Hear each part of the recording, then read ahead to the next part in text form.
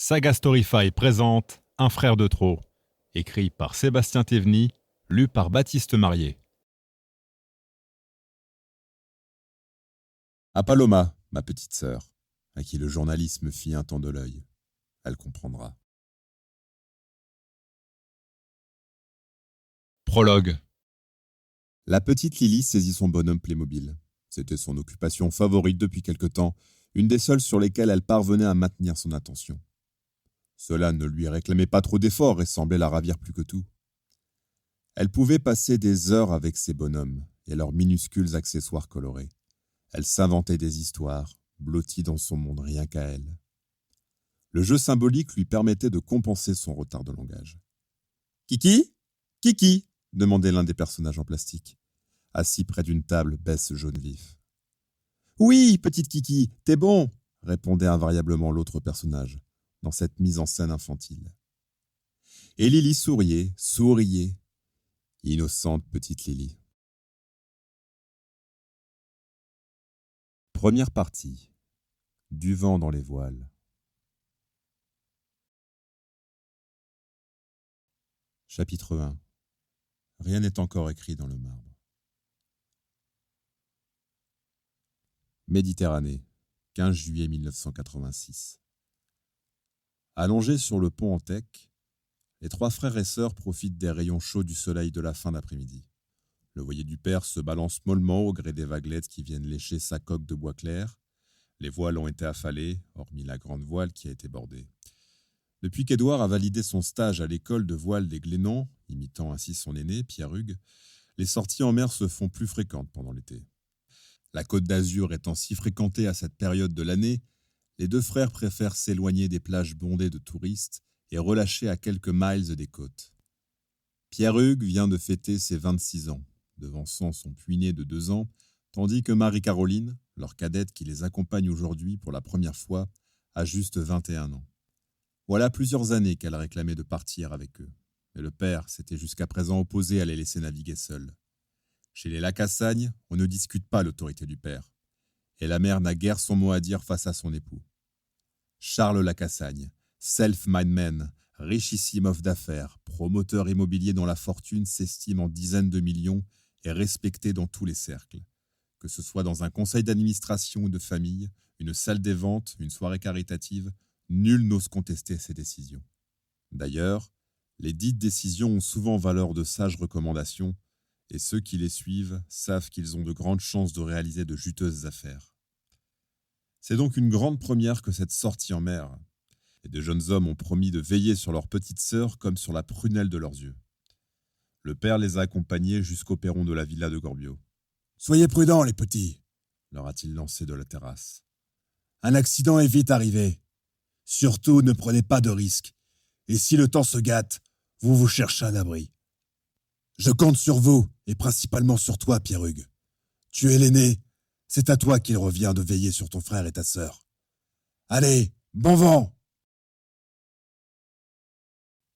Puis Dominique, le chauffeur de la famille, a démarré la limousine, les conduisant jusqu'au port de Saint-Jean-Cap-Ferrat, où il possède un emplacement permanent. La petite Lily a insisté pour les accompagner jusqu'au bord de la mer et les regarder lever l'ancre. Marie-Caroline, elle-même, a commencé de suivre des cours de navigation au Glénan. Elle est à bonne école, dans cette famille de passionnés de la mer.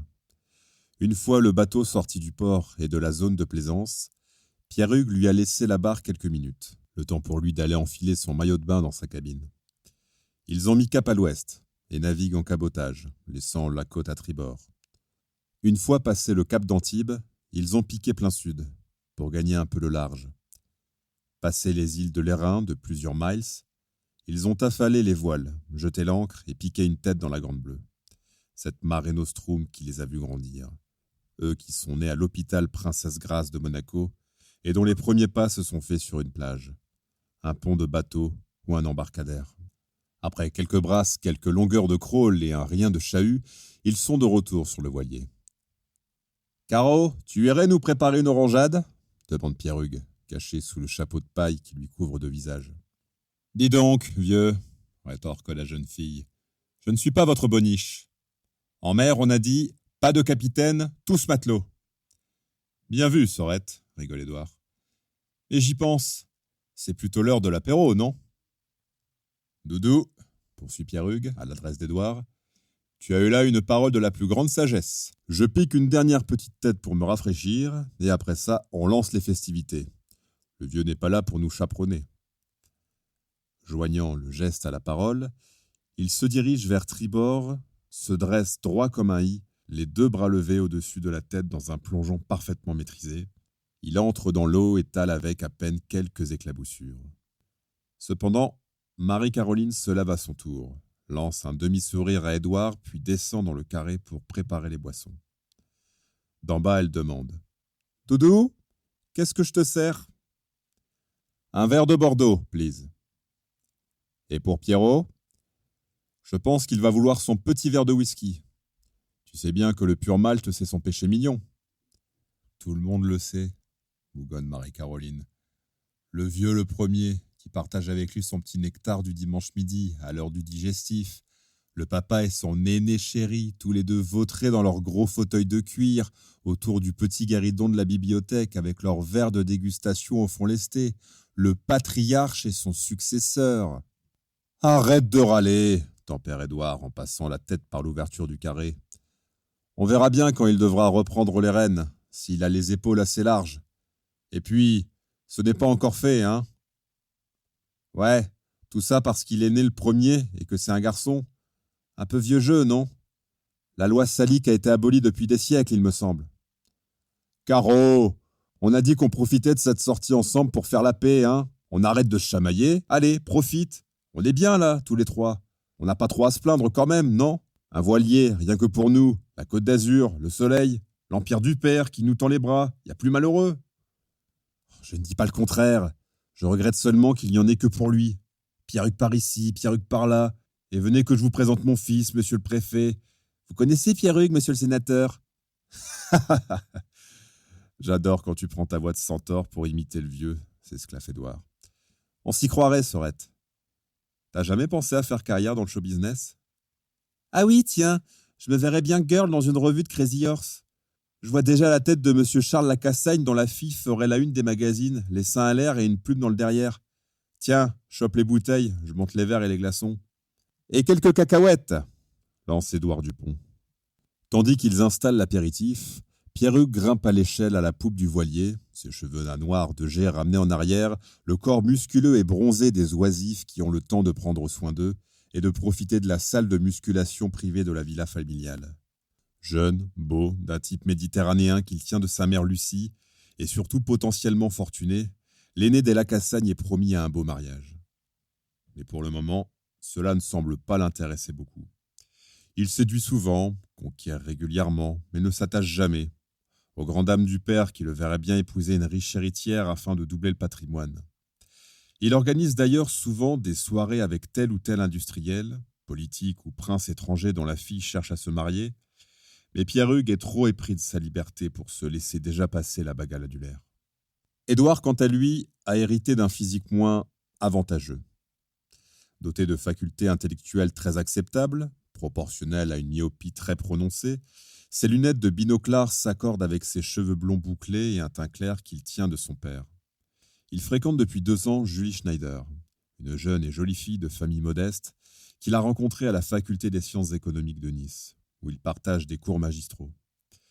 Le mariage n'est pas encore évoqué, ils profitent de leur jeunesse, mais la jeune fille plaît au vieux, bien qu'elle ne soit pas riche. Et puis Édouard n'est que le Benjamin, après tout. Pas de grandes attentes, donc. Marie-Caroline, la petite dernière, si l'on accepte Émilie qui est tellement à part, la pauvre petite, la poupée à sa maman est une très belle rousse au visage piqueté de taches de son. Les garçons lui tournent autour depuis que ses 15 ans lui ont donné un corps de femme. Mais elle les laisse faire, et s'ils se font trop entreprenants, elle fuit. Marie-Caroline aime sa liberté, ses livres et le cinéma, surtout les films de Jacques Rivette, François Truffaut et Éric Rohmer, cette nouvelle vague qui n'est plus nouvelle, mais qui sait filmer les femmes et l'amour. Marie-Caroline est une romantique qui épousera un prince charmant, à condition que le vieux lui accorde sa bénédiction. « Alors, ce petit scotch ?» demande Pierre-Hugues en posant le pied sur le pont de bois. « Mais il est tout prêt à être décanté, monseigneur. ironise Édouard en exagérant une courbette ridicule. Pierrugue se jette sur lui, tout ruisselant, et frictionne vigoureusement la tignasse frisée de son cadet. « Arrête tes singeries, petit frère !» Les deux jeunes hommes s'amusent ainsi, tels deux chatons à se courir après, à s'attraper et à se chamailler, comme ils le faisaient, enfants, sous l'œil mi-amusé, mi-blasé de Marie-Caroline. Ces derniers mois ont été assez tendus entre eux, et depuis qu'ils ont décidé d'enterrer l'âge de guerre, ils semblent retrouver l'innocence de leur jeunesse, laissant derrière eux les querelles intestines et les jalousies stériles. Ligués pour le meilleur, pour éviter le pire. « Hé, les gars, n'allez pas nous faire chavirer avec votre chahut, plaisante-t-elle, par-dessus le clapotis des vagues qui lèchent par intermittence la coque du voilier. La mer, plate jusqu'alors, commence à moutonner un peu. Le ciel, immaculé durant l'après-midi, se couvre peu à peu de nuages, précipitant la venue du crépuscule. La nuit risque d'être plus agitée que prévu. Finalement, ils s'installent ensemble autour d'une table basse sur laquelle 3 verres les attendent, prêts à être remplis. Édouard attrape la bouteille de Bordeaux, remplit son verre et celui de Marie-Caroline. Puis il dévisse la bouteille de whisky pour servir à son frère son nectar favori. Pierrugue l'interrompt soudain, au moment où le goulot touche le fond du verre. « Attends, pour fêter notre réconciliation et sceller notre pacte secret, je vais trinquer avec ce bon Bordeaux comme vous. » Édouard sourit, ravi de ce geste conciliant et symbolique. Il referme la bouteille de spiritueux et lui sert à la place un beau ballon de Saint-Émilion. « On n'est pas bien, là ?» s'émerveille Pierrugue en contemplant son verre de vin à la lumière des derniers rayons du soleil. « Vous n'avez pas l'impression d'être des privilégiés ?»« Ouais, dans le style « le monde est à nous », répond Édouard. « Mais n'oublions pas que sans la fortune du vieux, pas de voilier, pas de nuit en mer. » « Et imaginez pour payer nos études, » poursuit Marie-Caroline. « Il nous faudrait bosser tous les étés et tous les week-ends, au lieu de flemmarder au large autour d'un bon apéro. »« Au vieux !» trinque-t-il en chœur. 1 heure plus tard, le niveau de la bouteille a bien baissé et l'ambiance est montée d'un cran. Pendant tout ce temps, ils ont tiré des plans sur la comète autour de la galaxie Lacassagne. L'alcool aidant, ils ont imaginé le devenir de l'empire familial, lorsque le patriarche aurait passé la main, si ce n'est l'arme à gauche. Mais l'échéance paraît tellement lointaine. À quand la passation de pouvoir? Et qui tiendra les rênes? Qui sera le prochain magnat de l'immobilier azuréen et des investissements offshore juteux? Quel prénom sera accolé au patronyme Lacassagne sur les relevés de comptes domiciliés au Luxembourg, aux îles Caïmans ou à Zurich? Rien n'est encore écrit dans le marbre, mais dans l'esprit du père, le successeur naturel ne peut être que l'aîné mâle, Pierrugue Lacassagne. Jusqu'ici, les 2 puisnés n'ont jamais fait montre de jalousie. Mais maintenant qu'ils sont adultes, certaines questions commencent à naître dans leur esprit, relatives au partage des richesses accumulées. Ce ne sont que des supputations, mais elles sont légitimes et prennent chaque année plus d'épaisseur. « Call me, Captain !» tonne Pierrugue en bandissant son verre de Bordeaux tel un sceptre. « Tu rêves ?» rétorque Édouard.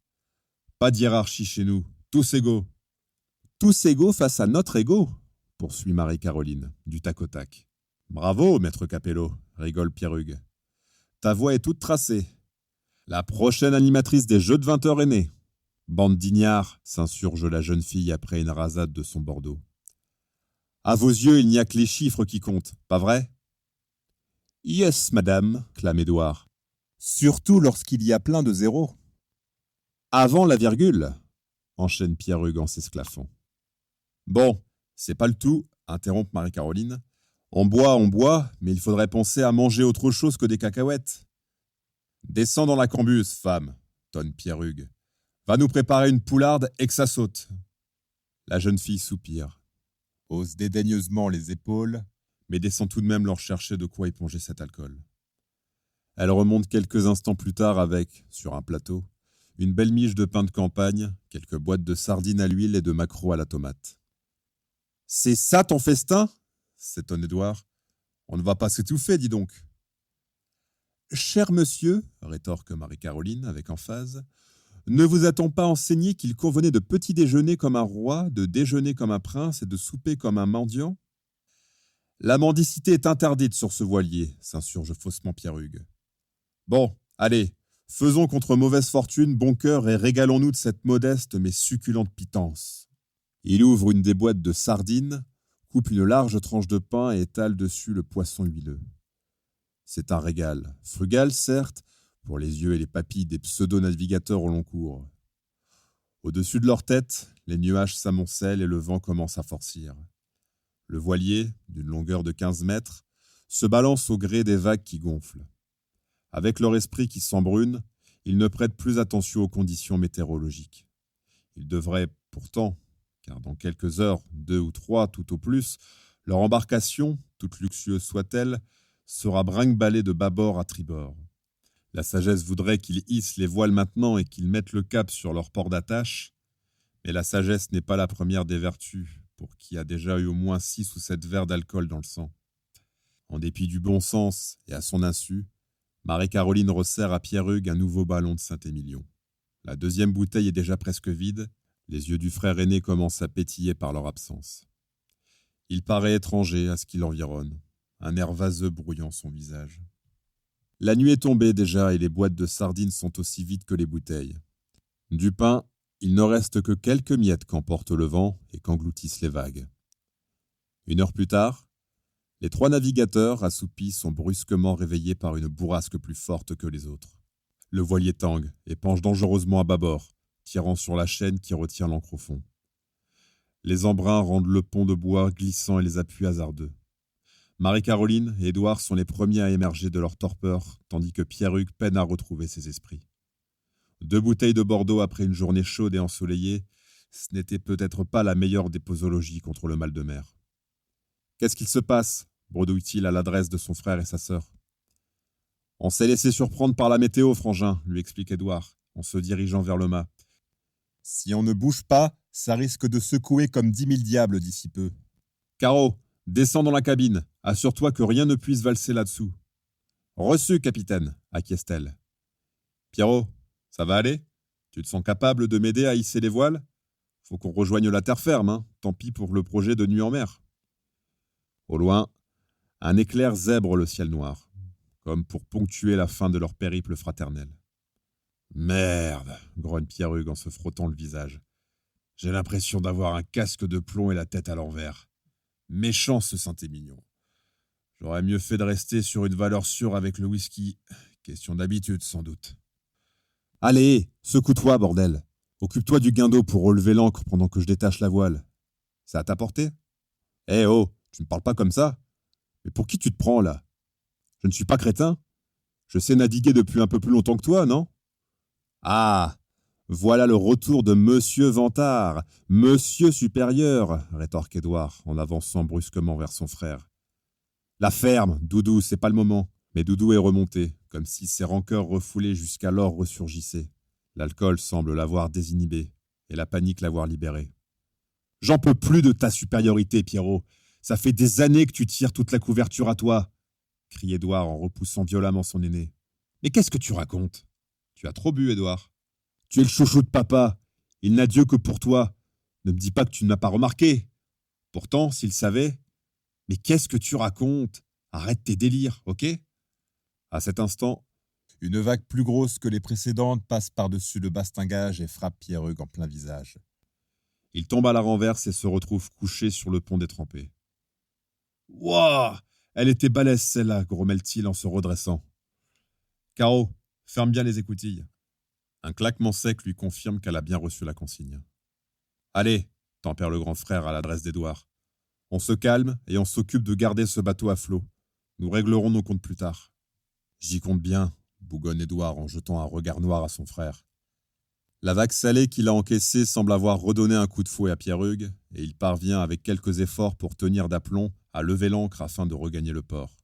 Le bateau est à présent libéré, mais dérive sous le vent dont il restera esclave, tant que la voile n'aura pas été hissée.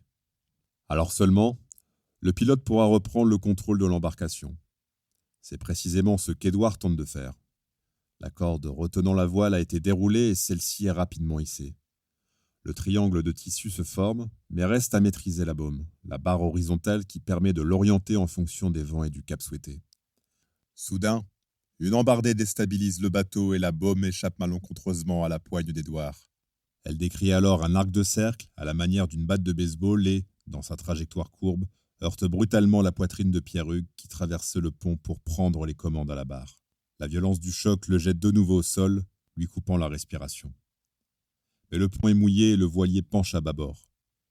Pierre-Hugues glisse inexorablement vers la mer tourmentée sans trouver la force de s'agripper. Édouard a suivi la scène sans pouvoir intervenir, comme paralysé par l'émotion, mais soudain se secoue et crie « Pierrot, accroche-toi !» D'un bond, il fonce vers son frère aîné qui continue de glisser. Déjà, ses jambes pendent en dehors du bateau et les vagues lui fouettent les cuisses. Édouard parvient in extremis à empoigner Pierre-Hugues tout en s'agrippant à un barreau du bastingage. « Me lâche pas, Doudou !» crie Pierre-Hugues. Édouard ne répond rien. Il semble ne pas avoir entendu tant le vent souffle fort à leurs oreilles. Il se contente de fixer son frère droit dans les yeux tandis que leurs doigts entremêlés se crispent dans l'effort pour assurer la prise et empêcher Pierre-Hugues de disparaître dans la mer.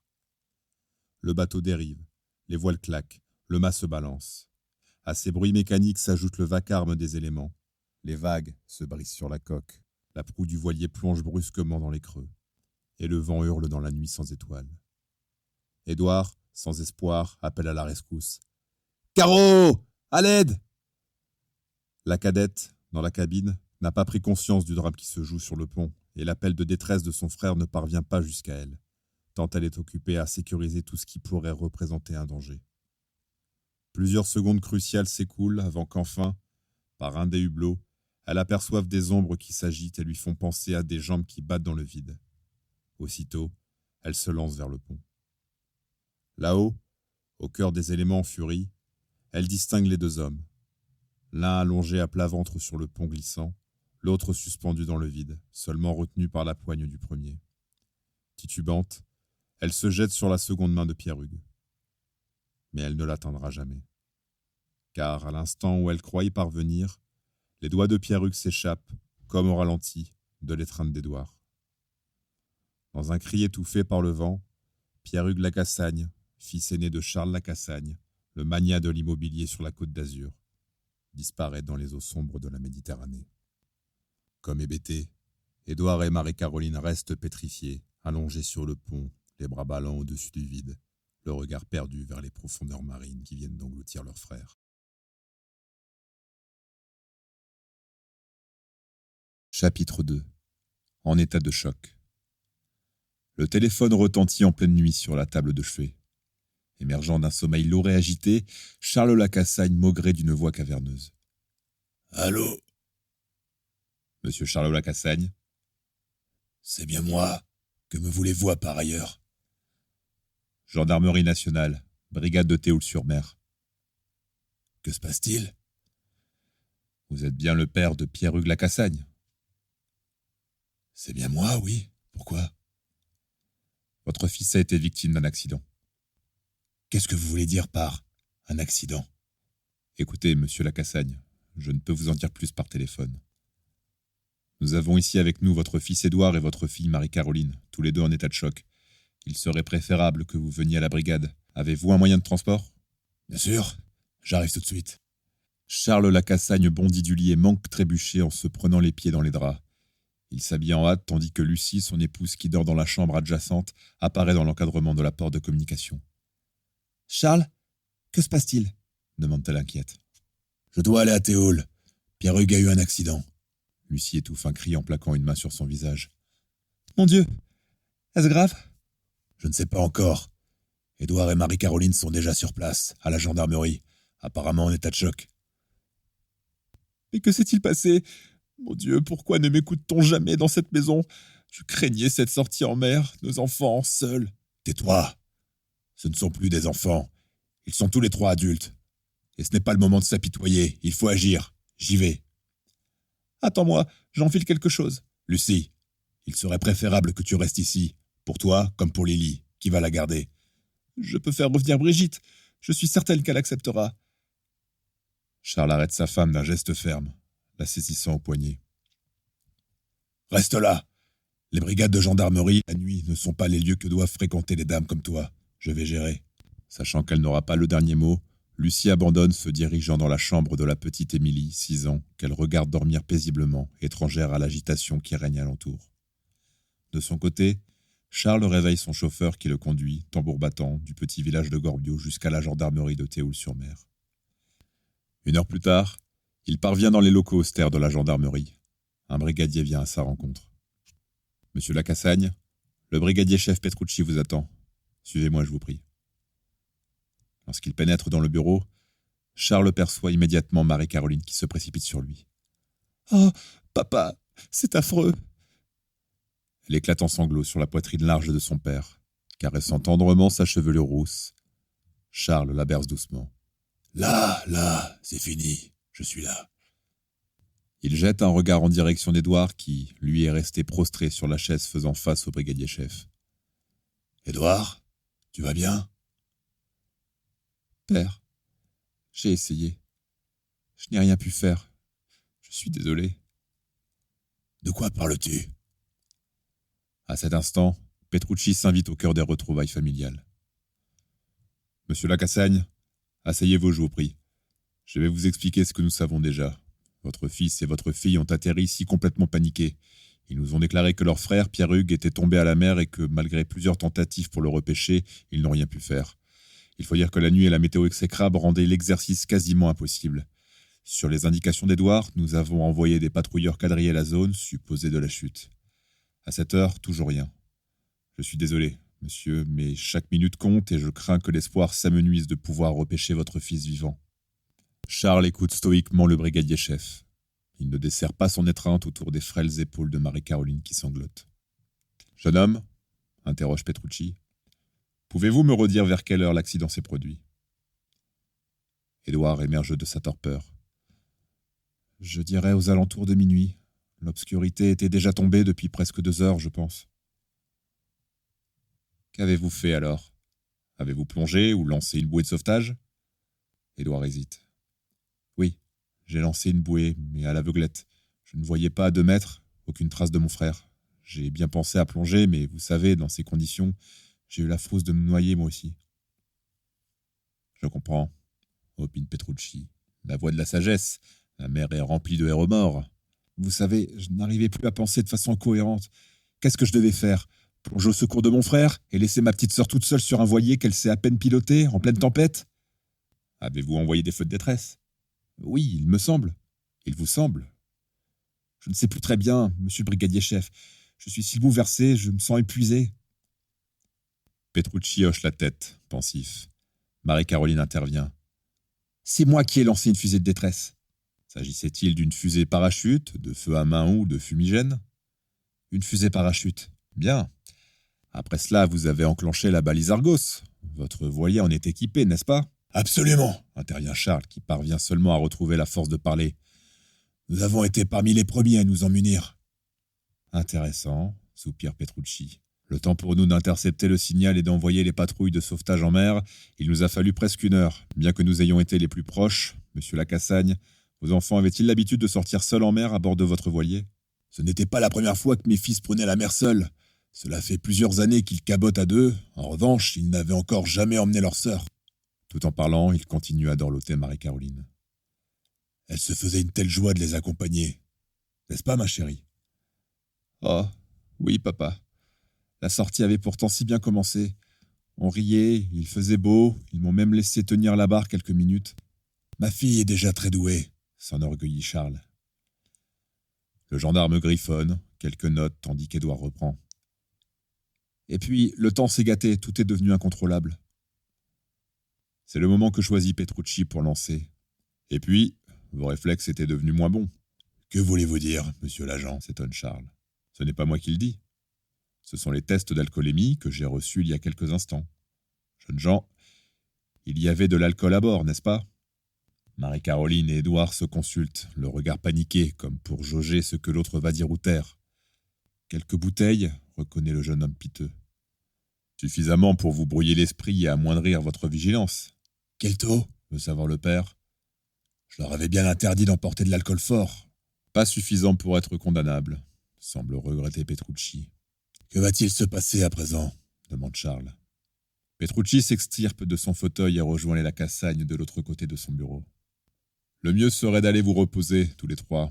Les patrouilleurs vont continuer à draguer la zone. Nous allons également tenter de recueillir d'éventuels témoignages de pêcheurs ou de plaisanciers qui auraient pu se trouver sur zone ou non loin. Mais avec ce gros temps qui a un peu surpris tout le monde, j'ai peu d'espoir, à vrai dire. Notre voilier a été ramené au port de la Rague, à Théoul. Pour le moment, il reste sous notre garde. Nous devons procéder à certaines constatations légales. Pour ce soir, le temps de signer les dépositions et je vous laisse rentrer chez vous. Lorsqu'ils reviennent à la villa familiale sur les hauteurs de Gorbio, le jour s'est déjà levé. La famille Lacassagne compte un membre de moins.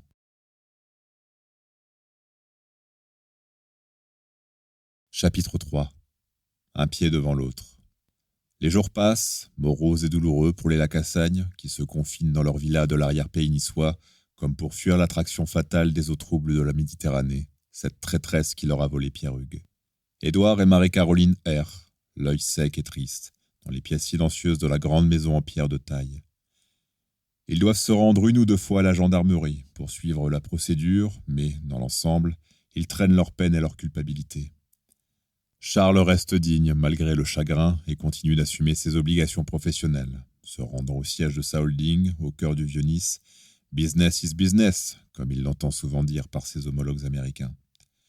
Lucie est inconsolable de la perte de son premier enfant, celui qui lui ressemblait tant, de physique comme de caractère, qui avait hérité de ses traits de transalpine, de son sourire qu'elle avait jusqu'ici radieux.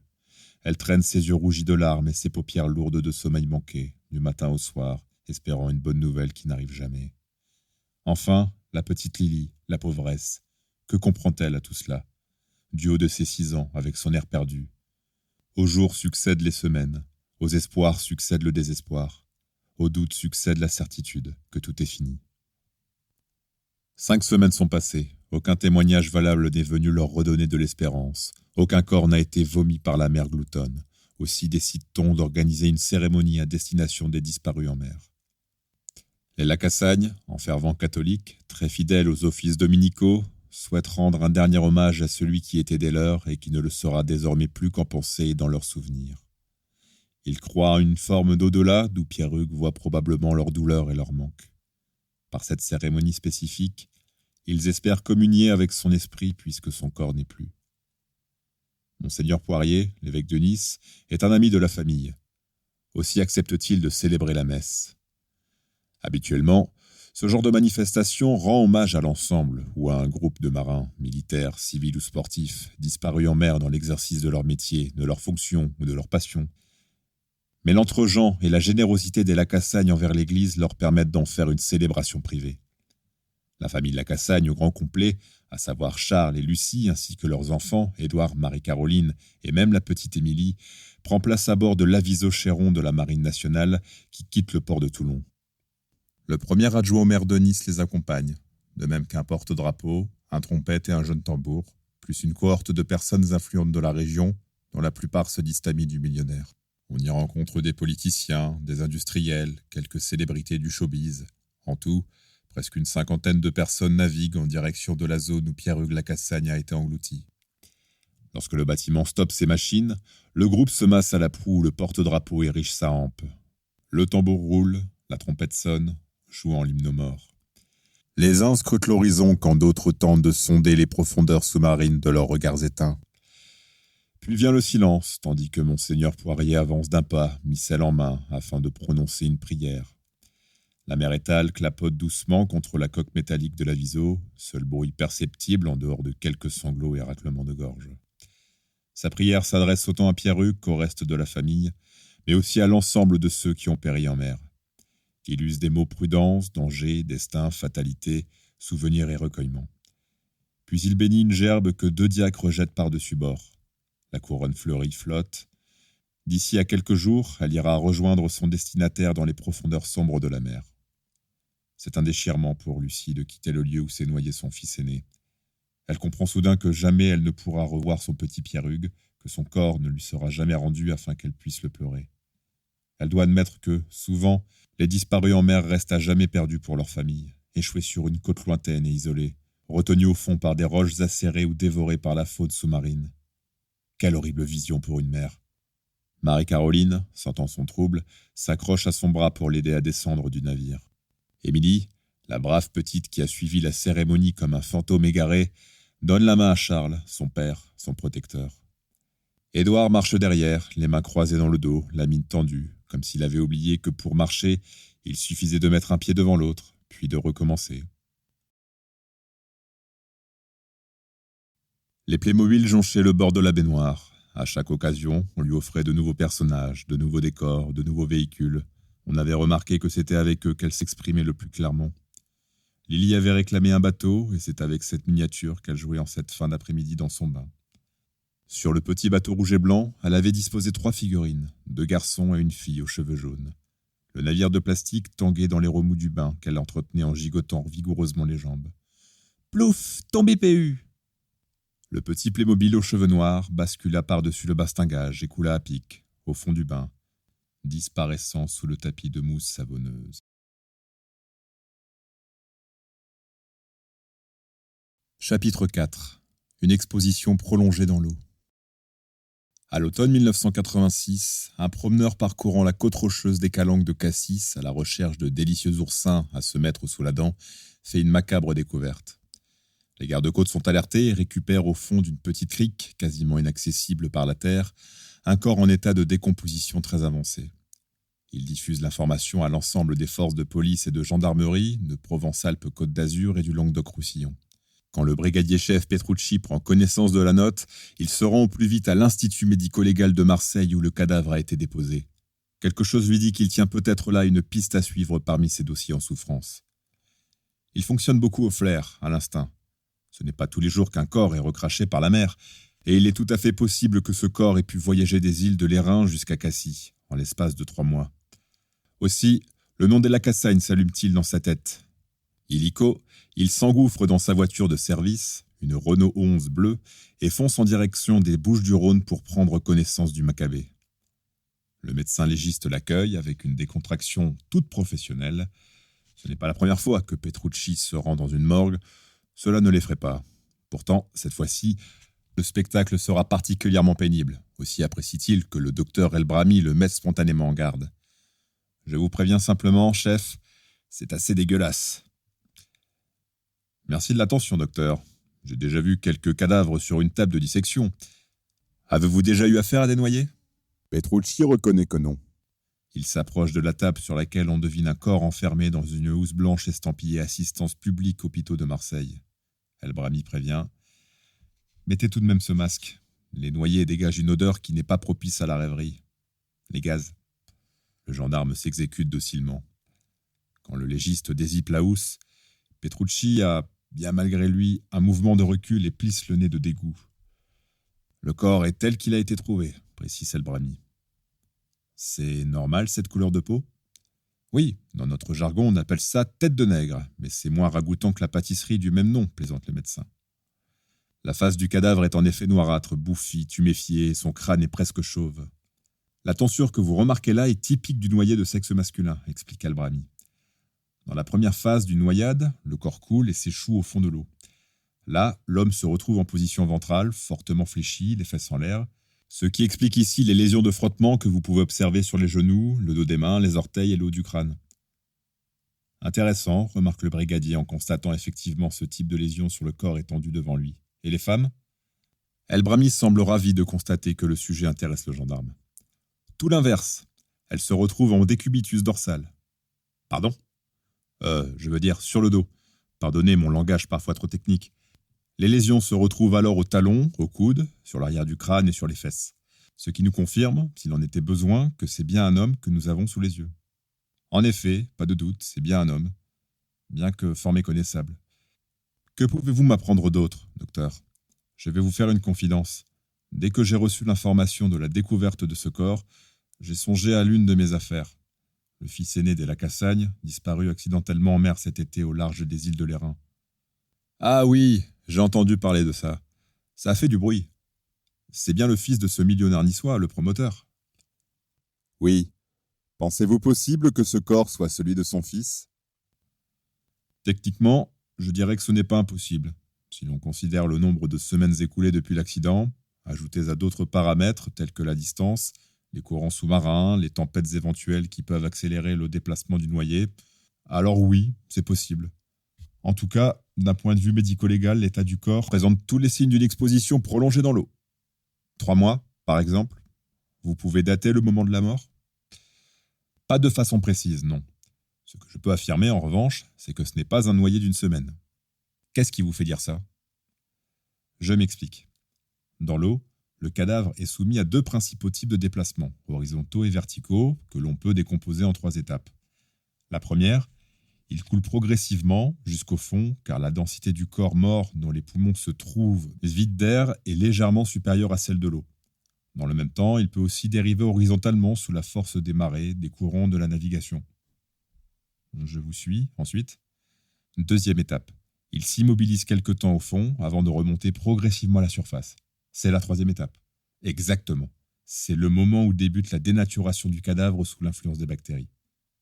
Des bactéries? Quelles bactéries? Tout simplement celles qui se trouvent déjà dans l'organisme, notamment celles de la flore intestinale. C'est ni plus ni moins ce qu'on appelle la putréfaction.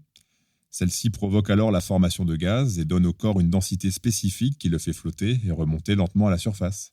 En combien de temps? Généralement, dans l'eau de mer, dont la densité en sel est importante, il remonte en 3 à 7 jours, contre 20 à 30 jours en eau douce. À partir de là, il va flotter au gré des courants, puis s'échouer, être pêché ou être déchiqueté par une hélice de bateau. Petrucci frémit à cette évocation morbide. Ce qui n'est pas le cas ici, heureusement. Effectivement, hormis la déformation normale de l'abdomen, la coloration noirâtre de la peau et les lésions évoquées, je ne constate aucune autre déchirure notable. En conclusion, il pourrait très bien être l'héritier Lacassagne. Potentiellement, rien n'empêche de le penser. Maintenant, pour parvenir à l'identifier plus formellement, d'autres analyses sont possibles. Par exemple, l'étude des dents peut permettre d'estimer son âge. De manière précise? Relativement, l'odontologie médico-légale est une science déjà ancienne qui permet d'estimer à quelques années près l'âge d'un cadavre. Cela dit, dans notre cas, le corps présente tous les signes anthropomorphiques d'un homme jeune, je dirais 25 à 35 ans tout au plus. Petrucci, faisant le tour de la table, scrute plus attentivement le corps, principalement la tenue vestimentaire.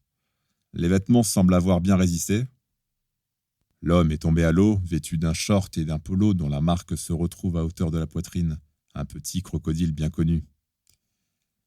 Les textiles résistent beaucoup mieux à l'eau que la peau humaine, en fin de compte. Soudain, Petrucci saisit un sachet plastique dans lequel se trouve une montre, puis Elbrami reprend. Elle était accrochée au poignet droit du cadavre. Elle est arrêtée sur 1h15. Vous croyez que l'heure indiquée peut coïncider avec celle de la noyade? C'est possible, ou pas. Cette montre est un objet de luxe. Regardez, il s'agit d'une Longines, une marque réputée notamment dans le monde du sport nautique et équestre. Elle doit être waterproof. Voyons voir, parfois c'est indiqué au revers. Elbrami extrait la montre de luxe de la poche plastifiée, la retourne, l'approche de la lampe au néon qui pend au-dessus de la table de dissection, puis s'exclame. Je ne sais pas si elle est waterproof. En revanche, elle porte une gravure qui va vous intéresser. Il tend la montre à Petrucci. Celui se fige en lisant puis demande. Docteur, est-ce que je peux utiliser votre téléphone?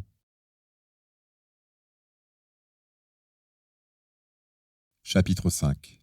Une pure formalité.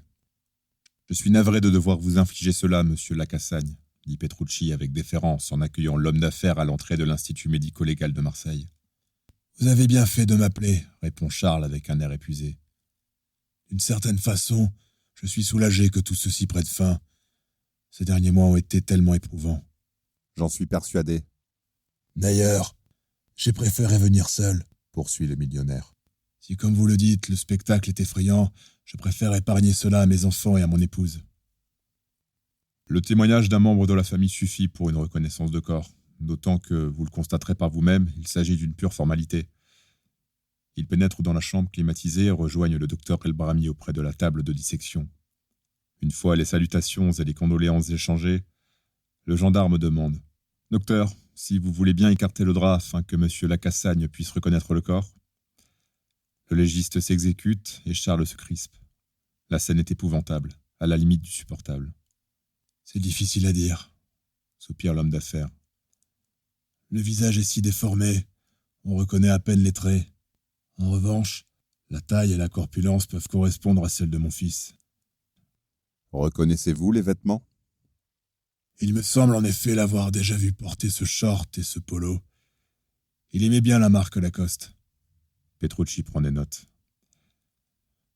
Monsieur Lacassagne, votre fils était-il gaucher? Pas du tout, pourquoi?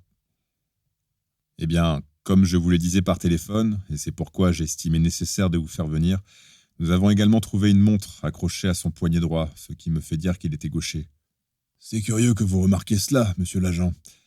Pierre-Hugues était bien droitier, mais il accrochait sa montre à son poignet droit, à l'encontre des habitudes. C'était sa petite lubie, je peux la voir? Bien sûr, la voici. Charles la prend dans ses mains, la retourne et lit. PHL 1980, c'est bien sa montre. Je la lui avais offerte pour ses 20 ans.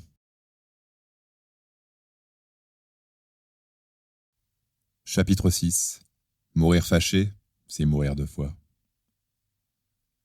Enfin, le corps de l'être cher leur est rendu.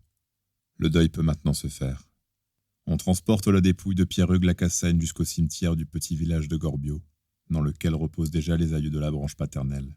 C'est un petit cimetière à flanc de colline, avec 2 hauts murs de pierre blanche, encadrés de cyprès. Typiquement méditerranéen. Tout le gratin niçois est venu épauler les membres de cette famille influente, ou simplement se montrer car c'est un événement dont il faut être. On en causera encore dans quelques années, dans les chaumières ou les dîners mondains. On dira « j'y étais » avec un air à la fois compassé et fier. Tout est réuni pour figurer en bonne place dans les gazettes locales. Un tragique accident touchant une famille riche et célèbre. Il n'y a, bien entendu, pas eu de présentation du corps ni de mise en bière publique. Le spectacle aurait été bien trop effrayant. Le corps a voyagé de l'Institut médico-légal de Marseille jusqu'à la sépulture de Gorbio dans un cercueil riveté par la gendarmerie. À présent, 4 employés des pompes funèbres le descendent avec précaution dans la fosse à l'aide de cordes sous les regards éplorés de la famille, rassemblée au bord du trou. C'est un spectacle très difficile pour la petite Émilie, mais Charles a tenu à ce qu'elle y assiste, malgré son âge et son état, afin qu'elle puisse en saisir un jour la portée. Si ce n'est maintenant, du moins d'ici à quelques années.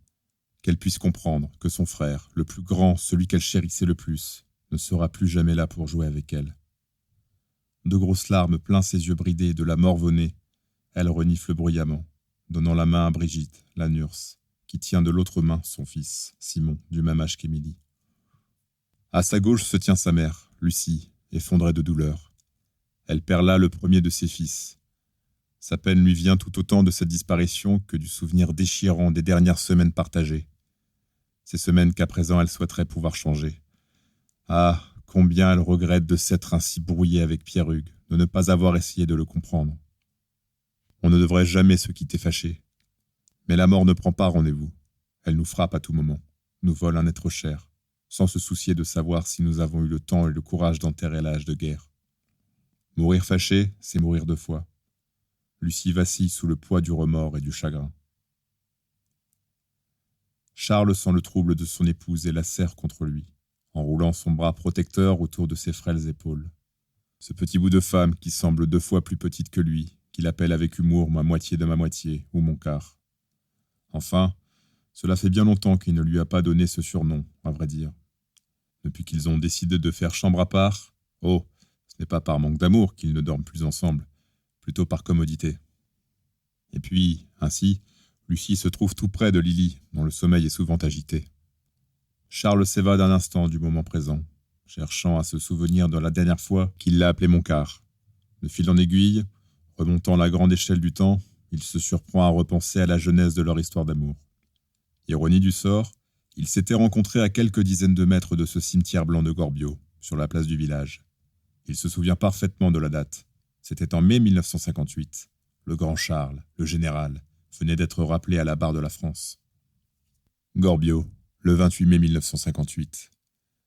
Le jeune Charles Lacassagne, 20 ans à peine, un grand gaillard au corps sec et néanmoins musculeux, s'est proposé pour aider à monter le chapiteau du cirque Sganarelli qui vient de garer ses roulottes dans la modeste localité de l'arrière-pays niçois. C'est l'époque des cirques italiens ambulants qui sillonnent le midi de la France. Des jongleurs, des clowns, des trapézistes, des dresseurs de chiens et des chèvres, et puis une écuyère. Le soleil tape déjà fort en cette saison sur les flancs de la colline asséchée. La nature a soif, et les hommes qui assemblent les barres métalliques et les toiles du chapiteau, torse nu, boiraient bien eux aussi un petit verre. On commence à entendre. La stanchezza comincia a farsi sentire. E anche la sete.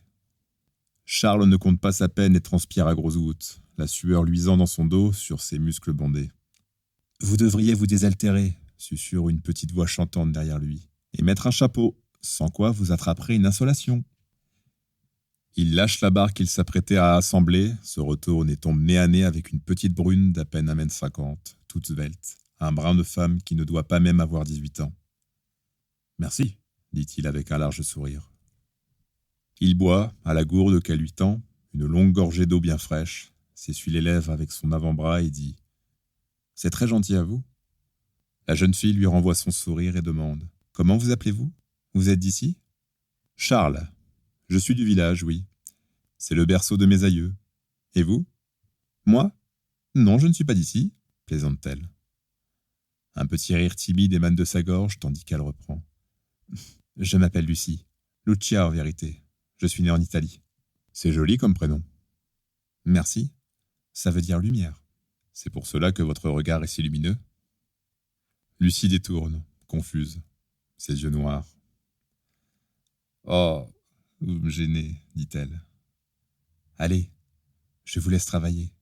C'est si gentil à vous d'aider. » Puis elle tourne les talons, la gourde battant contre sa hanche. « Attendez !» lui crie Charles, surpris de la voir s'éloigner ainsi. « Je ne voulais pas vous... Enfin, je veux dire, si j'étais maladroit. » Lucie rit. « Je n'ai pas dit ça. Est-ce qu'on va se revoir?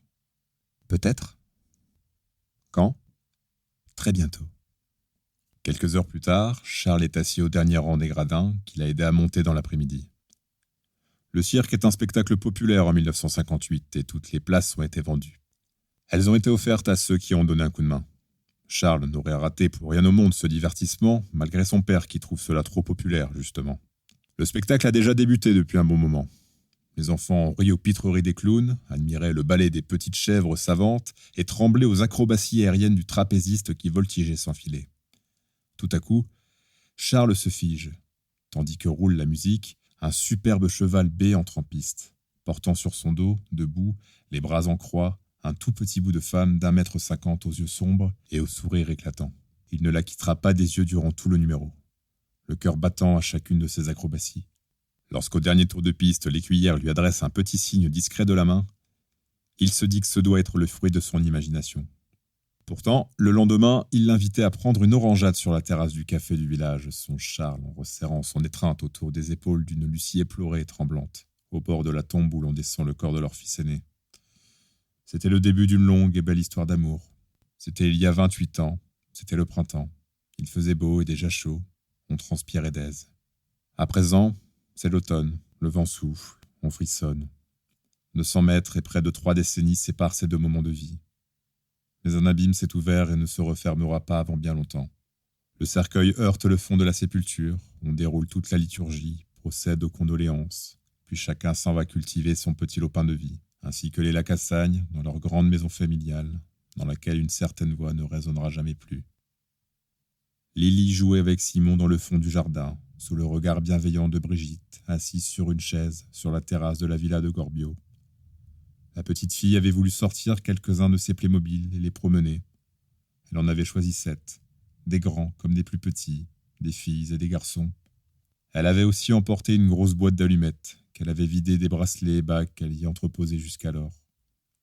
Quand elle fut parvenue au bout de la propriété, elle creusa un petit trou, avec ses doigts, dans la terre rendue meuble par la récente averse. Simon l'aidait, silencieusement, docilement. Elle ouvrit la boîte d'allumettes. Il déposa un des Playmobil, referma la boîte, la jeta au fond du trou, la fit disparaître sous un peu de terre et de feuilles séchées, et dit « Au revoir, PU ». Quand ils rentrèrent à la villa, il restait 6 Playmobil.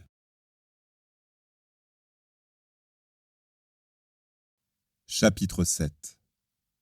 J'avais fondé de beaux espoirs. Juste avant la Noël de l'année 1986, Charles Lacassagne prend la décision de réunir un conseil de famille pour préparer l'avenir. Il y a là, autour de la table dressée pour le déjeuner dominical, Lucie, Édouard et Marie-Caroline. Émilie joue à côté, avec ses inséparables bonshommes en plastique. Comme chaque dimanche, ils sont allés à la messe et ont pieusement pleuré et prié pour Pierre-Hugues et le repos de son âme.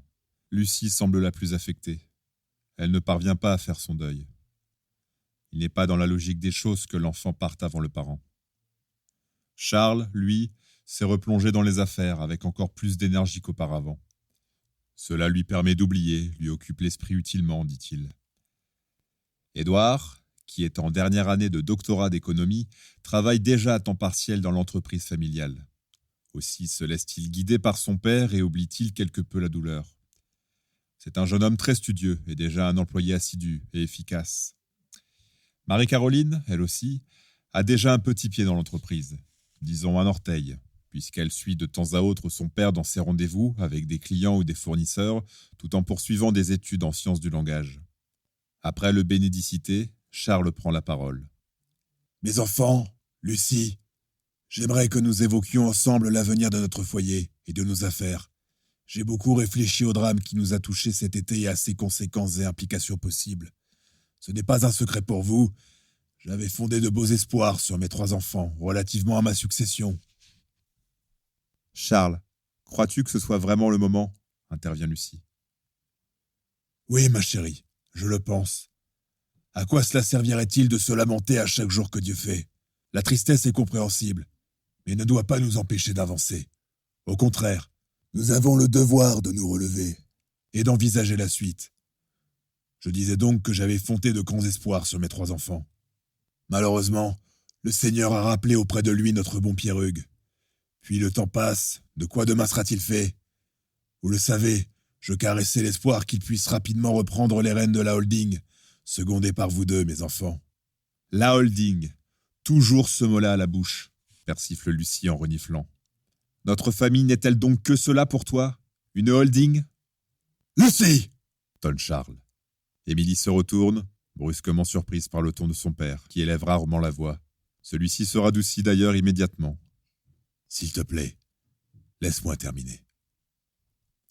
Puisque Pierre-Hugues n'est plus, j'ai décidé de rester à la tête de notre entreprise jusqu'à ce que mon corps ou mon cerveau ne puisse plus suivre. En attendant, je souhaite m'appuyer sur vous 2. Bien sûr, père. Vous pouvez compter sur moi, acquiesce Édouard avec emphase. Je serai là aussi, poursuit Marie-Caroline. Édouard, lorsque tu auras terminé ton cursus universitaire, c'est-à-dire logiquement cet été, je veux que tu occupes à temps plein le poste de responsable comptable et financier de la holding. Ce sera un honneur, père. Quant à toi, Marie, je vais créer pour toi un poste de responsable des relations publiques et de la communication. Je suis certain que cela t'ira à merveille. Oh, eh bien, je ne m'attendais pas. Je ne sais pas si je serai capable. Cela consistera en quoi, précisément ? Tu es très belle, ma fille. Tu seras la plus belle vitrine possible pour notre entreprise. Ton rôle consistera à te montrer souvent, partout auprès de tous ceux qui comptent dans la région et qui peuvent nous rendre à tout moment quelques coups de pouce. À qui pensez-vous ? À nos chers élus locaux, mais aussi nos chers députés, sénateurs ou autres sommités de passage par ici. C'est en quelque sorte un emploi de représentation et de lobbying. Tu apporteras la caution féminine et séduisante à la holding La Cassagne, chose que je n'ai jamais su faire jusque-là, cela va de soi. Mais au-delà de ça, je te confierai la communication. C'est un peu effrayant, père. Je ne sais pas si j'en serai capable. À La Cassagne est capable de tout dès lors qu'il en a la volonté. Je compte beaucoup sur toi dans les années à venir, Marie. Je ferai au mieux. Le monde change, poursuit Charles. Tout s'accélère. La concurrence est rude.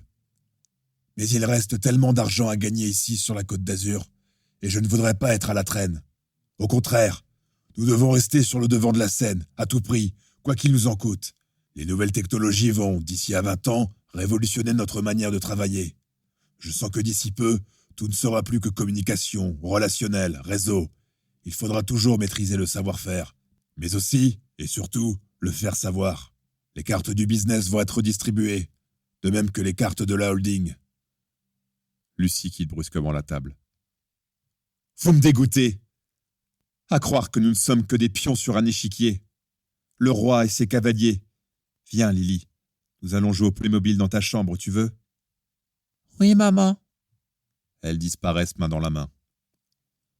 Votre mère ne peut pas comprendre. pas plus que cette pauvre Émilie. Les fous, sur l'échiquier, avancent toujours de travers. Mais tous les trois, nous nous comprenons. Parfaitement, répondent en chœur Marie-Caroline et Édouard, un sourire de connivence aux lèvres. Respectons la colère de votre mère, elle y a droit.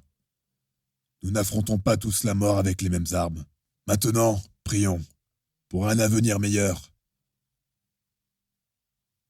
Ainsi sont redistribuées les cartes de ce qui va devenir, au cours des 2 décennies suivantes, l'Empire Lacassagne.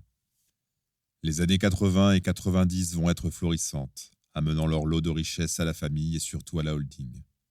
Mais vient aussi le jour, à l'aube de ses 80 ans, où Charles prend enfin la décision de lâcher les rênes, de transmettre les clés. C'est l'heure de la succession patrimoniale. C'est alors que tout bascule, pour le meilleur et pour le pire. Cela se passe à Nice, à l'été 2016.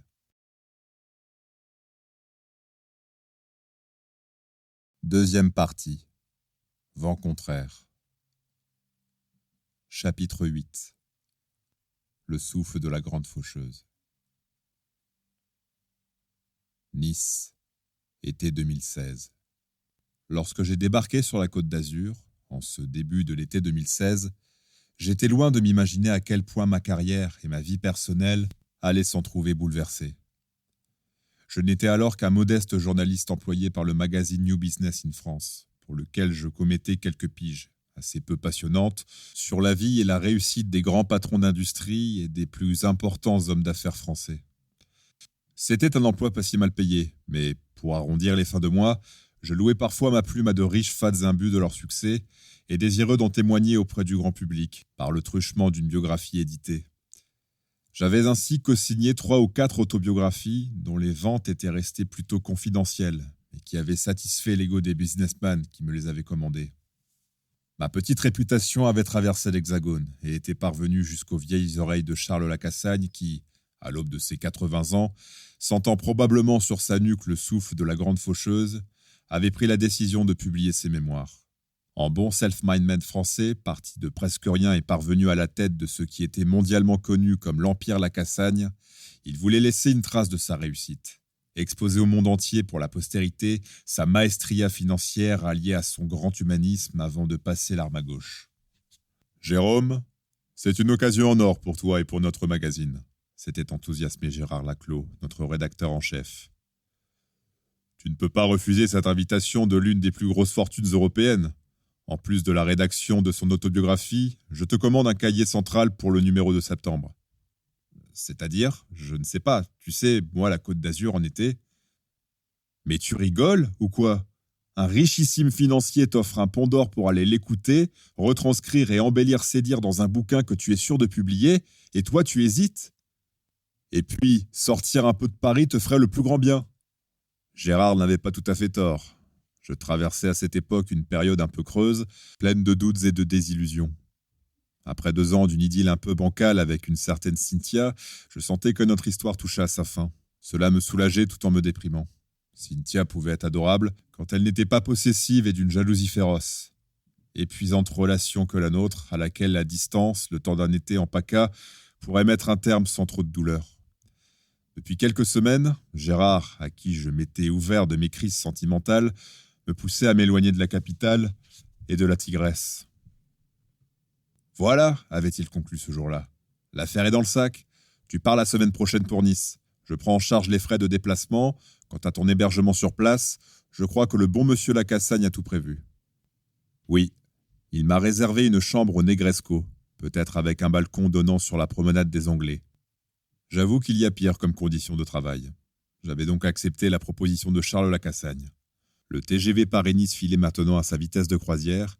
Concentré sur l'écran de mon ordinateur portable, sur lequel je commençais à taper quelques notes, je voyais du coin de l'œil le paysage défiler, sans en distinguer les détails.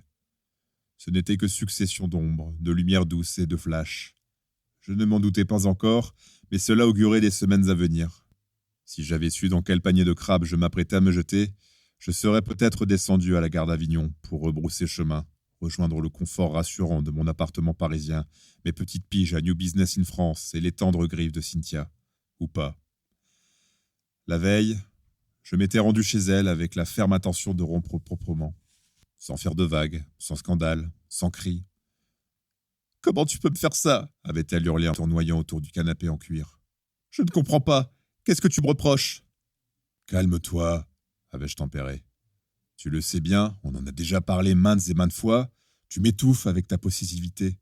Je ne peux rien faire sans que tu te sentes trahi, sans que tu essaies d'épier le moindre de mes déplacements, sans que tu recherches parmi mes contacts quelle est celle qui pourrait prendre ta place. Tu te méfies de toutes mes collègues. Tu me soupçonnes de sortir avec toutes les femmes que j'interviewe.